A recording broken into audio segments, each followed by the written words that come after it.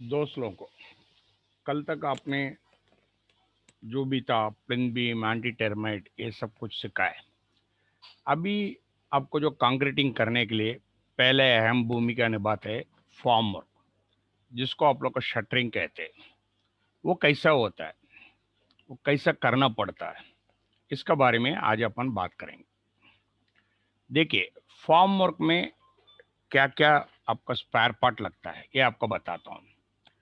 ये form work एक ऐसी चीज है जो भी आपको जो वेट कंक्रीटिंग को एक शेप देता है। तब तक उनकी जो फाइनल सेटिंग तब तक नहीं होता, उसको एक शेप देता है। वो हो सकता है वो रेक्टेंगल में होगा, स्क्वायर में होगा, सर्कल में होगा। जो वो शेप देता है, जो शेप जैसा आप चाहिए ऐसा उसको जो देता है, उसको कहते हैं हम लोग को फॉर्म वर्क। फॉल्स वर्क, इसको जो हम लोग कहते हैं स्टेजिंग, सेंटरिंग, ये जो भी है इसका काम है। जो आपका जो कंक्रीटिंग का जो परमानेंट स्ट्रक्चर तब तक नहीं बनेगा, उसको आपको कंक्रीटिंग को होल्ड ऑन रखते। स्कफोल्डिंग, परांजा जिसको कहते हैं। समझो आपको जो आदमी लोग को खड़ा होकर काम करने के लिए जो आपका कॉलम का पास परांजा होता है, बीम के पास परांजा होता है, उसको हम लोग कहते हैं परांजा। फिर बाद में स्ट्राइकिंग, इसका मतलब शटरिंग जो खोलने का, वो जो है वो जैसा अपनी कंक्रीटिंग एक बार सेट हो जाएगा, उसका बाद जो शटरिंग खोलने के लिए अपनी अपनी लिमिटेशंस है, उसके हिसाब से खोलने के लिए हम लोग को स्ट्राइपिंग, शटरिंग रिमूवल कहते हैं। शीटिंग, शीटिंग मतलब क्या होता है, जैसा आपको स्लैब में आपको जो प्लाईवुड और एमएस प्लेट एल्यूमिनियम शटरिंग जो कंक्रीटिंग के साथ में कांटेक्ट में रहता है, उसको कहते हैं हम लोग को सीथिंग।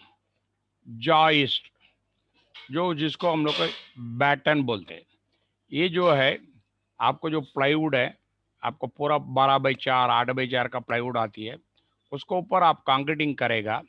वो जो प्लाईवुड है उसकी वजन से फूलने का डर रहता है। वो फूलने का रोकने के लिए उसके नीचे हम लोग को बैटन का सपोर्ट देता है। वो जैसा बीम का डेप्थ रहता है, स्लैब का जो साइज रहता है, उसके हिसाब से आपको बैटन रहता है। फिर बाद में होता है बरर, रनर। अभी जब हॉरिजॉन्टल में तो आपने बैटन दे दिया हर एक एक एक फुट में, उसके बाद वो जो गैप है उसमें से भी कंक्रीटिंग फूलने का रहता है। वहाँ हम लोग को छोटा छोटा सपोर्ट 3x4 को देते हैं, उसको कहते हैं हम लोग को बैरर नहीं तो रनर कहते हैं। फिर प्रॉप कैप, जहां आपको जो प्लाईवुड है जो आपको बैटन के ऊपर आपको प्रॉप्स में सीधा आप किल्ला ठोकेगा, वो आपको खोलने में तकलीफ होता है। उसके ऊपर एक छोटा सा चाबी देते हैं, नहीं तो एमएस प्रॉप्स में उसका ऊपर ही अपना हेड रहता है। ठीक है, इसको कहते हैं प्रॉप कैप। प्रॉप, जो भी आपको स्लैब है और कॉलम है, बीम है, उसकी जो सपोर्ट देता है चारों तरफ से वर्टिकली हॉरिजॉन्टली, उससे कहते हैं प्रॉप। प्रॉप बेस, जो प्रॉप्स है ना, जो आपका मुंडा होवे, आपका एमएस प्रॉप होवे, उसका बॉटम में एक मुंडा हुआ तो आप लकड़ी के पीस लगाते। नहीं तो एमएस प्रॉप में वो ऑलरेडी मैन्युफैक्चर होके आता है, क्योंकि वो जो है आपको जमीन के साथ में फुल कांटेक्ट में रहने के लिए वो होता है। वेज, वेज जिसको कहते हैं अपन लोग को, जो भी शेयर वॉल जब करते हैं, कॉलम का प्लेट लगाते हैं, उसको जो जॉइन करते हैं उसको बोलते हैं वेज, वेज पिन बोलते हैं। फिर बाद में स्टड है, जो आपको जो स्टड है, जो आपको कंक्रीटिंग के जो वर्टिकल रोड जहाँ भी आता है, उसको जो संभाल के रखते हैं उसको स्टड कहते हैं। शोल्डर है, शोल्डर जिसको कहते हैं जो कैंटिलीवर बीम रहता है ना, उसकी जो सपोर्ट वर्टिकली जो भी देते हैं उसको हम लोग को शोल्जर कहते हैं। योक, ये जो है उसको हम लोग कहते हैं कॉलम्स का हॉरिजॉन्टल सपोर्ट रहता है ना, जो आपका हॉरिजॉन्टल का जो बैटन मारा हुआ, उसके जो सपोर्ट देता है उसको हम लोग को योक कहते हैं। ठीक है। स्टॉप एंड, ये जो है एक कंस्ट्रक्शन जॉइंट जहां भी होता है वहां ही होता है। ठीक है। ब्रेसिंग, अभी जो आपका वर्टिकल सपोर्ट रहता है बीम बॉटम स्लैब बॉटम में, वो लैटरल मूवमेंट में इधर उधर मूव कर सकता है। उसको वो मूवमेंट को रोकने के लिए जो अपनों को पाइप नहीं तो बम्बू से बांधते हैं, उसको बोलते हैं ब्रेसिंग। वो डायगनली आपको बांधना पड़ता। टाई बोल्ट, जो कॉलम मोटा होगा और वॉल रहता है, आप बैटन से एक होल मार के उसको आप बाहर से टाई राड कहते हैं, उसको टाई करते हैं, तो इसका मतलब वो कॉलम फूलेगा नहीं है। ठीक है। और स्टार्टर, वो स्टार्टर तो आप जानते भी होगा, जो कॉलम भरने के पहले वो जो जुगाड़ करते, उसको स्टार्टर कहते हैं। शिकंजा, शिकंजा है जो लकड़ी का फॉर्म वर्क है, उसको टाइट से खींच के पकड़ने के लिए वो होता है। फिर फोर वे हेड है, समझो आपको जो स्लैब में आई बीम वापरते हैं, ये जो भी वापरते हैं, उसकी जो चारों तरफ से सपोर्ट करने के लिए फोर वे हेड करके एक आता है, वो बीम बॉटम में लगता है। ट्राईपॉड, ट्राईपॉड है जो है आपको जो वर्टिकल सपोर्ट का आसपास जो डायगनली ब्रेस मारते हैं, क्योंकि वो क्या होता है, वो जो सपोर्ट है, जो वर्टिकल सपोर्ट है, वो 90 डिग्री में रहने के लिए वो काम पर आता है। अभी फॉर्म वर्क का मतलब क्या है? फॉर्म वर्क मतलब ये होता है, एक टेम्परेरी एडजस्टमेंट है, जिसमें जो आपने कंक्रीटिंग पोर करने के बाद वो कंक्रीटिंग तब तक सेट नहीं होता है, उसको होल्ड करने का फाइनल सेटिंग तब तक नहीं होता। ये है, ये जो कंक्रीटिंग के जो भी डेड लोड है, उसको तब तक रिटेन करता है, तब तक वो कंक्रीटिंग सेट नहीं होता। ये फॉर्म वर्क है, एक कंक्रीटिंग फाउंडेशन में अहम रोल निभाता है। ये जो है एक एक सॉर्ट ऑफ अ डाई होता है, जैसा आपने लोखंड का डाई बनाता है, इसे ये प्लाईवुड प्लेट से बनाता है। जो आपको कंक्रीटिंग है, आपको जो शेप में चाहिए, जो साइज में चाहिए, जो अलाइनमेंट में चाहिए, उस कंक्रीटिंग को जो पोर करने के बाद तब तक आपका कंक्रीटिंग फाइनल सेट नहीं होता है, तब तक उसको होल्ड में रखता है। और कंक्रीट है, जो भी उसकी जो डेड लोड है, और जो आदमी लोग का कारीगर लोग को ऊपर जो भी खड़ा होकर काम करते हैं, उनकी लोड पूरा वो आपको फॉर्म वर्क कैरी करता। अभी जो फॉर्म वर्क का इम्पोर्टेंस क्या है, ये जो है, ये फॉर्म वर्क है, तब तक आप नहीं करोगी, उसको ऊपर सलिया बांध नहीं सकता है, कंक्रीटिंग नहीं कर सकता, कुछ नहीं कर सकता। ये है इसकी इम्पोर्टेंस है। ये फॉर्म वर्क का जो खर्चा है, आपको जो जो जनरल कास्ट होता है, उसका 20% खर्चा आपको फॉर्म वर्क में होता है।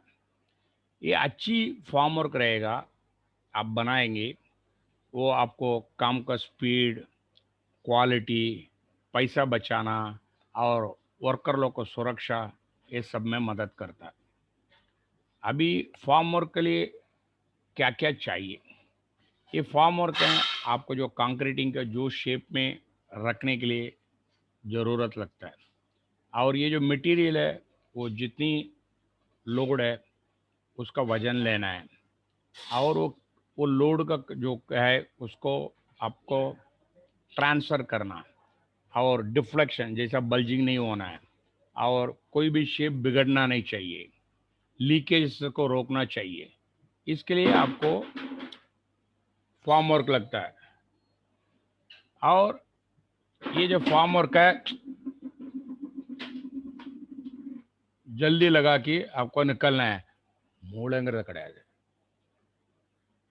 ये जो फॉर्म वर्क है, आपको आसान से लगाने का, खोलने का काम पर मदद करता है।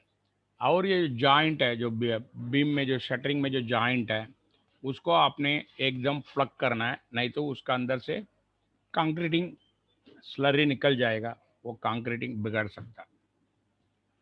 अभी फॉर्म वर्क में बहुत वैरायटी होता है, आप तो एक प्लाईवुड से भी यूज़ कर सकता है, बॉम्बू से भी बना सकता है, लोखंड से बना सकता है, एल्यूमिनियम है, प्लास्टिक है, टनल शटरिंग है, ऐसा बहुत वैराइटीज़ को शटरिंग से आप बना सकते हो।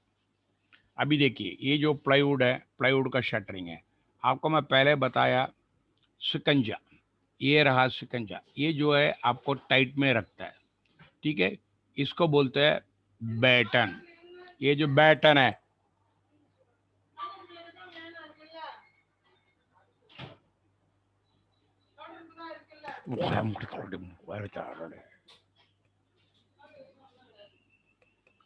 इसको बैटन कहते हैं। इसके बाद जो है, ये जो एरिया में भी कंक्रीटिंग पुल सकता है, इसको जो लगाते हैं हम लोग को रनर बोलते हैं। ठीक है, ये है आपको जो बॉटम में, स्लैब का बॉटम में जो सपोर्ट लगता है, इसको कहते हैं बम्बू सपोर्ट कहते हैं। पहले बम्बू लगाते थे, आजकल बम्बू नहीं तो कैशरिना पोल्स लगाते थे, आजकल अपन को एमएस प्रॉप आना चालू हो गया। ये रहा आपको स्टील का फॉर्म और कैसा करते हैं उसकी एक पिक्चर है। अभी पहले जो प्लाईवुड शटरिंग वापरने के पहले अपन लोग को वुडन प्लैंक वापरते थे शटरिंग के लिए। वुडन प्लैंक है आपको 6 इंच से लेके 1 फुट का चौड़ाई तक आता था। उसको जो मटेरियल को बोलते हैं सिल्वर ओक बोलता है। उसका थिकनेस है 2 इंच से लेके 3 इंच रहता है। पहले के ज़माने में वो वापरते थे। अभी उसमें क्या क्या कमज़ोरी है, वो क्या, उस टाइम में जो प्लैंक हैं एक थिकनेस का नहीं आता। इसका कारण नहीं होता, क्या होता है, आपको कंक्रीटिंग का ऊपर नीचे होने का डर रहता है, बॉटम सरफेस लेवल पर नहीं रहता है, सांदा बहुत रहता है। उसके कारण कंक्रीटिंग का सीमेंट का पानी नीचे उतरने का डर रहता है। उसका कारण कंक्रीटिंग में आपको क्या बोलते हैं, हनीकॉम, रफ पेसेस, ये सब कुछ आता था। और ये जो भी है, इसकी जो बैटन का जो सिग्मा वैल्यू वो बहुत कम होता है। इससे कारण कभी स्लैब बढ़ते बढ़ते स्लैब टूटने के भी डर रहता था। आजकल ये वुडन प्लैंक का शटरिंग बंद हो गई। आजकल plywood, MS plate, aluminium shuttering, ऐसा बहुत चीज़ों में वापरता है। ये रहा, आपको एक इमेज दिखा रहा हूँ। आपको जो भी आप बताया होगा वुडन प्लैंक क्या होता है, ये देखिए, ये वुडन बैटन है, ये बीम का ये लगता है, ये है प्लाईवुड का शटरिंग है। ये जो बल्ली है, जो आपको जो स्लैब को जो बॉटम से सपोर्ट देता है, इसका कहते हैं हम लोग को वुडन बल्ली। अभी देखिए स्पेसिफिकेशन। अभी स्लैब को जो शटरिंग की जो प्लाईवुड है, जिसको शीदिंग बोलते हैं हम लोग को, वो 12 mm का होना है। एमएस प्लेट होगा तो 600 बाई 900, नहीं तो 600 बाई 1250 होगा। प्लेट का थिकनेस है 14 गेज, नहीं तो 16 गेज होगा। अभी जो प्लेट के नीचे जो सपोर्ट होता है, वो एंगल 35 बाई 5 का होगा, नहीं तो 30 बाई 3 का होगा। अभी जो जो प्लाईवुड का जो नीचे जो सपोर्ट देते, वो जो रनर जिसको कहते हैं, वो 75 mm बाई 40 mm का होता है, 75 mm बाई 50 mm होता है। जैसा आपको शटरिंग में जो करना है उसके हिसाब से सपोर्ट डिसाइड करता है। अभी जो सीलिंग का सपोर्ट, समझो आपको प्लाईवुड जो लगा दिया उसके नीचे से सपोर्ट करना है, उसके लिए आपको अक्रॉस पैन लगता है। और जो यह लेसिंग बार है 10 mm का सलिया लगता है। वुडन रनर है 75 बाई 50 का होता है। समझो आपने आईएसएमसी वापरता तो आपको डिजाइन के हिसाब से जो स्कैफोल्डिंग है, जो आपको शटरिंग खड़ा करने के पहले आपको आदमी लोग को चढ़ने के लिए, ये सब काम के लिए स्कैफोल्डिंग यूज करते हैं। इसकी जो स्टील का जो प्रॉप्स है, वो डायामीटर है बार का 60 mm रहता है। उसकी जो टॉप प्लेट रहता है 75 बाई 75 बाई 5 mm का होता है। उसके नीचे जो बॉटम प्लेट लगता है वो 150 बाई 150 बाई 6 mm का होता है। इसकी जो स्पेसिफिकेशन है आपको IS2062 8500 1161 इसमें से मिल जाएगा। वुडन प्रॉप रहेगा तो आपको कम से कम 3 इंच से लेके 4 इंच का डाया होना है। ये जो प्रॉप्स हैं जनरली आपको स्लैब है 2.4 मीटर हाइट है उतना तक बढ़ सकता है। कारण क्या है, ये जो ये जो डाया है नीचे 3 इंच रहेगा, जैसे जैसे ऊपर आते जाते पतला होते जाएगा, वो आपको लोड नहीं ले पाएगा। इसके लिए जो आपको 3 इंच का पूरा डाया जितना मिलता है उतना हाइट को ही आपको स्लैब में कर सकता है।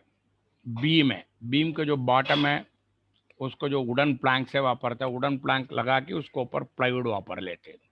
बीम का साइड है 12 mm का प्लाई है, मरीन प्लाई है। बीम का जो साइड का जो हॉरिजॉन्टल रनर होता है वो 75 बाई 40 नहीं तो 75 बाई 50 का होता है। बीम साइड का जो वर्टिकल सपोर्ट है 75 बाई 50 का होता है। बीम साइड का इंक्लाइंड स्टट, जो आपको जो बीम साइड में दोनों रनर के बीच में एक तिरछा एक सपोर्ट मारता है, उसको 75 बाई 50 कहते हैं। टाई बोल्ट है, 16 mm का डाया होता है। अभी कॉलम है, कॉलम का साइड है आपको 12 mm का प्लाईवुड होता है। वर्टिकल रनर है 75/40 नहीं तो 75/50 mm का वापरते हैं। जो हॉरिजॉन्टल वेलर है वो आपको लोखंड में रखता है, वो 75/75 का ISMC होता है। MS सपोर्ट है, जो आपको कॉलम भाग नहीं जावे उसके लिए अपने सपोर्ट देते हैं, वो MS प्राप्त से होता है। शेयर वॉल है, शेयर वॉल में आपको 12 mm का प्लाईवुड वापरते हैं। उसकी जो वर्टिकल रनर है 75/40 75/50 होता है। और वर्टिकल वेलर वो 75/75 mm का होता है, नहीं तो ISMC नहीं तो स्पैन वापरते। और जो हॉरिजॉन्टल सपोर्ट है MS प्राप्त वापर सकते। फुटिंग में आपको 12 mm का प्लाईवुड वापरते हैं। साइड का रनर्स जो भी रहते हैं 75/50 का होता है। साइड सपोर्ट आपको MS प्राप्त होता है। अब देखिए एक टेबल मैं आपको दिखा रहा हूँ, इससे आपको मालूम पड़ जाएगा क्या लोडिंग फैक्टर है। समझो आपको बीम का डेप्थ 300 है, हॉरिजॉन्टली जो रनर रन करेगा आपको 2 रनर रन करेगा। फिर बाद में वर्टिकल रनर हो गया, वो 75/40 का है। हर कोई जो भी है आपको जो 4 नंग लगेगा, 4 नंग लगेगा, 5 नंग लगेगा, 6 नंग लगेगा। ये जो जितनी फुट में अभी 400 का बीम है आपको 3 हॉरिजॉन्टल रनर लगेगा और 4 वर्टिकल सपोर्ट लगेगा। 500 का बीम है तो वो भी 3 ही लगेगा, 3 वर्टिकल सपोर्ट लगेगा। हर कोई 3 फुट में, इसका मतलब 4 फुट है, 5 फुट है। अभी समझो 800 का बीम है, आपको 4 हॉरिजॉन्टल रनर लगेगा, हर एक 3 फुट में एक वर्टिकल रनर लगेगा। हो गया। जो ये जो साइज है 75/50 होगा तो 3 लंग लगेगा, 50/75 होगा तो आपको 4.5 लगेगा। ठीक है। ये जो है, ये जो आपको जो इंक्लाइंड जो एंगल जो सपोर्ट लगता है वो आपको बीम का लोडिंग फैक्टर के ऊपर होता है। अभी देखिए बीम का फॉर्म वर्क मैं कैसा बताता हूँ। ये देखिए, ये है, इसको बोलते हैं हम लोग को वर्टिकल रनर। ये रहा प्लाईवुड, ये जो बोलते हैं हम लोग को हॉरिजॉन्टल मेंबर, हॉरिजॉन्टल रनर बोलते हैं। ठीक है। आपको इसका सेक्शन ये देखिए, ये जो डिस्टेंस है 3 फुट 4 फुट, जैसा बीम का साइज के हिसाब से होता है। अभी इसको मैं प्लान में दिखा रहा हूँ। ये देखिए अंदर का तरफ प्लाईवुड है, पीछे से बैटन आ गया, आपको बीम का जो बैटन है बाहर आ गया, इधर से हमने सपोर्ट दिया। ठीक है, ये बीम नहीं पुल जावे। फिर बाद में इसको हम लोग ने टाई रॉड से टाइट कर देते हैं। ठीक है। ये है आपको बीम का साइड व्यू है।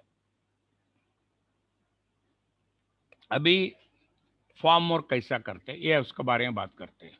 ये फॉर्म वर्क कहाँ कहाँ लगता है? Foundation, wall, column, slab, beam और स्टेयरकेस, जो जिसको सीढ़ी कहते हैं, उसमें वापरते हैं। ये देखिए कॉलम स्टार्टर का कैसा प्लाईवुड वापरते हैं ये आपको बता देता हूँ। ये देखिए 12 mm का प्लाईवुड है, इसके बाद उसके पीछे रनर लगता है, वो रनर है 4/3 का रहता है। फिर बाद में इसको जो इधर से जब जाता है यहाँ किल्ला मारते हैं। एक्चुअली यहाँ से प्लाईवुड से मारना नहीं, क्योंकि प्लाईवुड से मारेगा ये जो लकड़ी है 4 इंच का साइज है, प्लाईवुड को फाड़ देगा। जनरली हम लोग को इसको प्लाईवुड से रनर का अटैच करते, उसको बोलते हैं टेकस किल्ला। वो 1 इंच से लेके 1.25 इंच तक रहता है। फिर बाद में जो आपको जो सपोर्ट है ये जो कुल नहीं जावे, इसको कहते हैं सिकंजा। आप देखिए सिकंजा यहाँ से लड़की, ये बस हैमर मारने से ये जाके टाइट हो जाता है, इसको कहते हैं हम लोग को सिकंजा। अब देखिए फाउंडेशन में कैसा हम लोग काम करते हैं। ये देखिए प्लाईवुड शटरिंग है, ये रहा आपका हॉरिजॉन्टल मेंबर है, 3 मेंबर लगा है क्योंकि ये 800 के ऊपर है। ये जो देखिए ये जो वर्टिकल मेंबर है हम लोग ने 3-3 फुट में लगाया। ठीक है। ये जो है ये आपको सपोर्ट है। ठीक है। ये क्योंकि ये छोटा फाउंडेशन था, ये लकड़ी से ही आपको रुक जाता था, भाग नहीं जाता था। अब बड़ा होगा तो आपको MS प्राप्त लगाना पड़ेगा। अभी देखिए स्लोपिंग कॉलम के लिए शटरिंग कैसा लगता है। ये देखिए, ये आपको जो भी है, ये जो क्लिट है ये स्लोप का शटरिंग है। ये जो पहले इधर का बॉक्स बिठा देते, उसके बाद ये स्लोप में आपको साइड का प्लैंक लगाते जाते हैं। अभी वॉल में कैसा शटरिंग होता है वो भी जैसा ही देखिए, ये प्लाईवुड है, ये जो प्लाईवुड है लगाते हैं, ये रहा प्लाईवुड, ये रहा आपका हॉरिजॉन्टल मेंबर, आप देखिए। ये रहा आपका वर्टिकल मेंबर, फुल नहीं जावे करके हर एक 1.5 फुट में हमने लगाया। फिर बाद में इसको जो अट नहीं जावे करके हम लोग ना पाइप सपोर्ट देते हैं, क्योंकि ये जैसा वाल ऊपर चला गया तो आपको इतना बड़ा पाइप नहीं मिलेगा। इसके लिए हम लोग को नीचे एच फ्रेम लगा के उसको ऊपर आपको स्टेजिंग करके उसको ऊपर से इसको सपोर्ट देते हैं। ठीक है। अभी कॉलम का फॉर्म वर्क है। कॉलम का फॉर्म वर्क में क्या होता है ये आपको बता देता हूँ। ये देखिए कॉलम का प्लाईवुड हो गया, जो भी है आपका साइज के हिसाब से, और ये रहता है आपको जो बैटन नहीं तो योक कहते हैं। ठीक है। फिर बाद में इसको क्या करते हैं, टाइट रिजिड रखने के लिए इधर से होल मारते, इधर से होल मारते, एक टाई रॉड लगा देते। टाई रॉड लगा के इसको टाइट कर देते। इसके लिए ये कॉलम भाग नहीं पाता।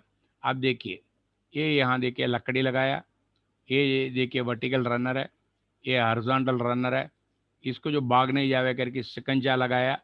ठीक है। ये सब कुछ आपको इसके साथ में कैसा रन कोऑर्डिनेट करना आपको एक ब्लू लाइन से आपको दिखा दिया हूँ। अभी कॉलम का फॉर्म और कैसा करते हैं, ये देखिए प्लाईवुड है। प्लाईवुड के बाद ये हो गया आपको, ये जो इसको बोलते हैं रनर बोलते हैं हम लोग को, ये जो सारे चाबी बोलते हैं, ये पूरा लंबाई का जैसा कॉलम का हाइट के हिसाब से इसको लगा देते। इसके बाद ये रनर लगाते। ठीक है। ये कभी फुल नहीं जावे।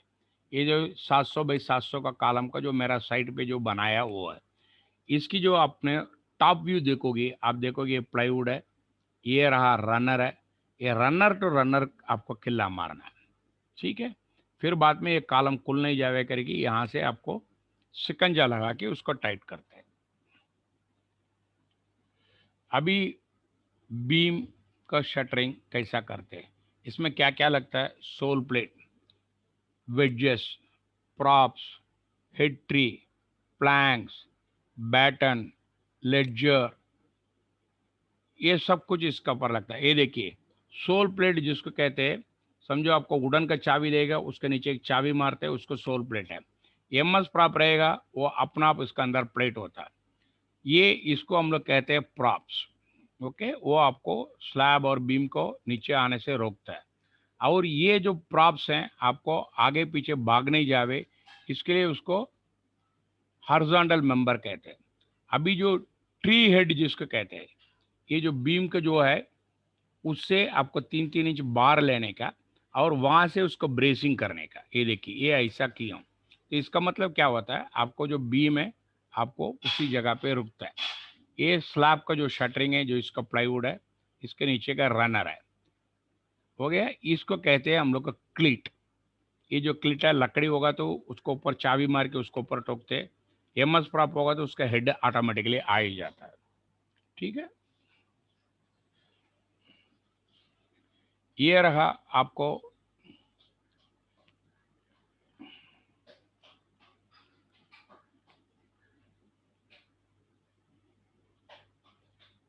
ये हमारा स्लैब है, साइड में स्लैब है, कैसा काम करते हैं ये देखिए।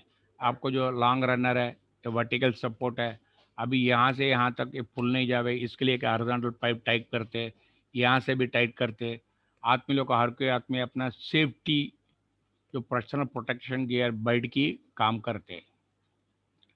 अभी देखिए, अभी प्रॉप्स का कैपेसिटी क्या रहता है, उसमें प्रॉप्स में 1N, 2N, 3N, 4N करके वैरायटी आती है।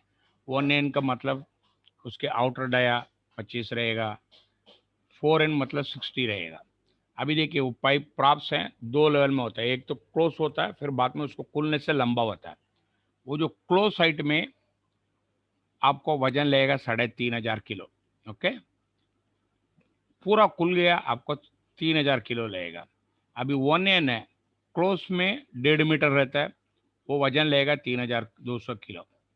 जब भी आपको पूरा खुल जाएगा 2 मीटर 750 होगा, तभी वो लगेगा 2300 किलो।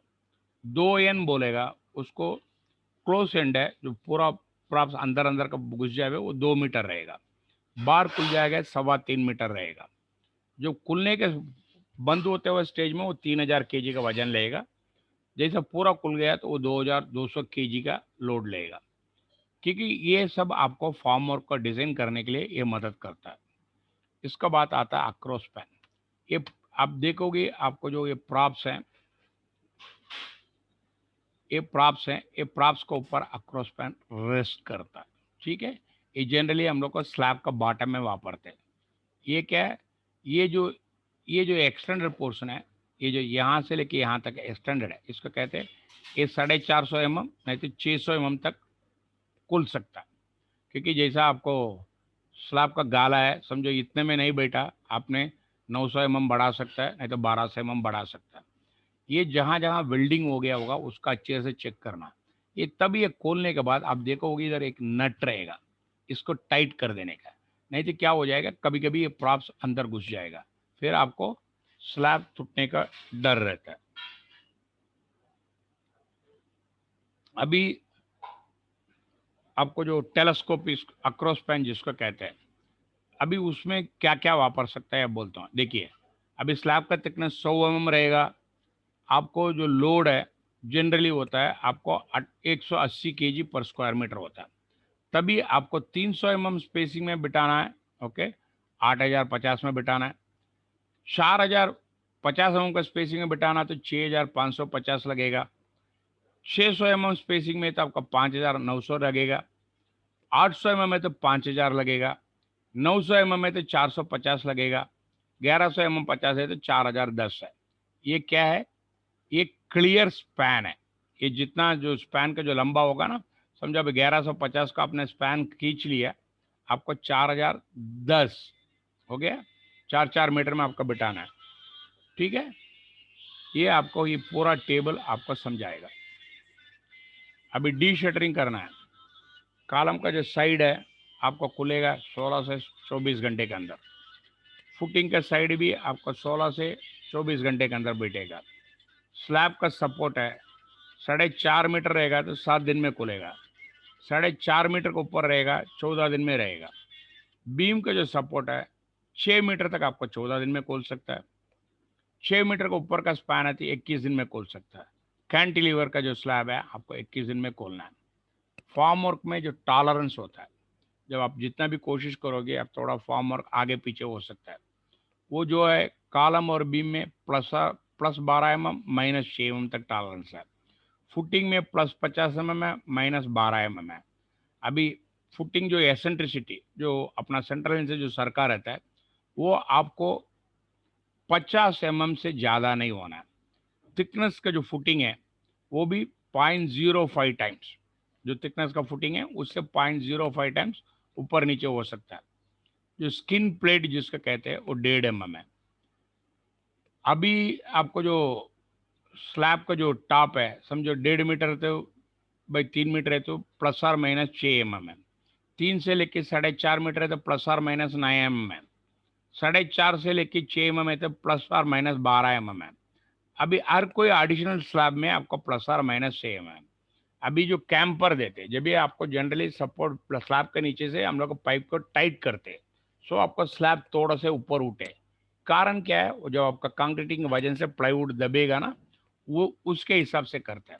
वो जनरली क्या होता है 1:500 वो रेशियो में होता है। नहीं तो आपको स्लैब स्ट्रक्चरल कंसल्टेंट आपको बताएगा कितनी कैंपर करना है।